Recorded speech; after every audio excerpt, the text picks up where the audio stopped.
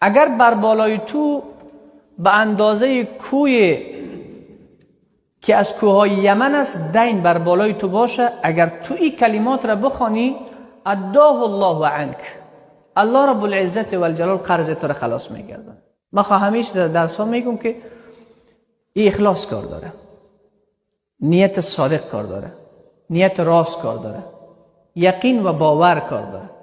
در تمام کلماتی که رسول معظم اسلام صلی الله علیه و سلم برای امت پیشکش کرده، نسخه هایی که از آدرس رسول صلی الله علیه و سلم برای امت داده شده، اخلاص کار داره، یقین کار داره و چه یک محتوای خوبه برای خود جای دادگی است. اللهم اکفینی بحلالک عن حرامک